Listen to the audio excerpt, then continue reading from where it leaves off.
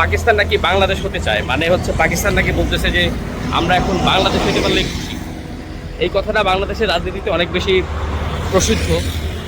In fact Awami লীগের লোকেরা তো এই বিষয়টাকে খুব বেশি কাজে লাগায়, কারণ একটা দেশ যাদের কাছ থেকে স্বাধীনতা অর্জন করলাম আমরা সবাই মিলে, আর ওই স্বাধীনতার একক দাবিরা যখন হাসিনা ও তার পরিবার এবং আওয়ামী লীগ, তখন ওরা যদি এই জিনিসটাকে পুরোটা ক্যাপচার করতে পারে ওদের জন্য সুবিধা হয়, এবং এটা যদি পাকিস্তানিদের মুখ থেকে হয় তাহলে ওদের জন্য আরেকটু সুবিধা হয়। বাস্তবতা কি? বাস্তবতা হইতেছে এরকম কিছুই আসলে না। পাকিস্তানের চেয়ে বাংলাদেশ আগে গেছে, এইটা হচ্ছে কেমন অবশ্যই সত্য। কোন দিক থেকে সত্য এটা বলতেছে, পাকিস্তানের চেয়ে আগে গেছে কোন দিক থেকে? যেমন আমাদের ইকোনমিতে একটা চর্বি আছে, এই চর্বিটা দেখা যায় না আমাদের ইকোনমিতে, অলওয়েজ যেটা হিডেন থাকে, এটা কেউ বুঝতে পারে না।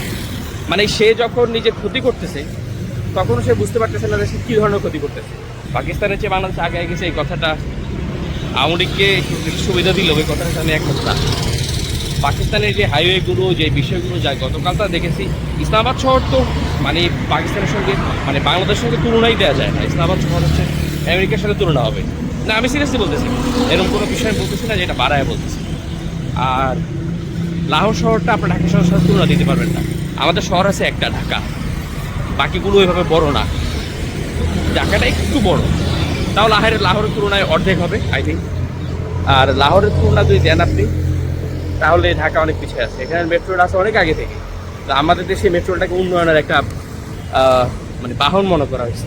তো এইটা আমাদের আমরা মানে কি মানে ফ্যাসিনেশনে ভুগছিলাম যে আমরা আগে যাচ্ছি, আমরা আগে যাচ্ছি।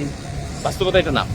পাকিস্তানের যেই মিলিটারি বাহিনী আছে, বাংলাদেশে 1971-এর পরে একবার সেনাবাহিনীর উন্নতি হয়েছে, সেটা তো জিয়া রহমানের আমলে 3 বছর সেনাবাহিনীর ব্যাপক একটা উন্নতি হয়েছে। মানে সেনাবাহিনী সক্ষমতা অর্জন করছে অনেক বেশি।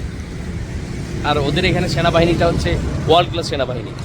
ওদের যেই পরিমাণ খরচ করতে হয় সেনাবাহিনীতে, এইটা অনেক যদিও এটা নিয়ে সমালোচনা আছে। ওদের উন্নয়নটা হচ্ছে মানে ওরা কখনো ঝরে পড়বে না এরকম উন্নয়ন।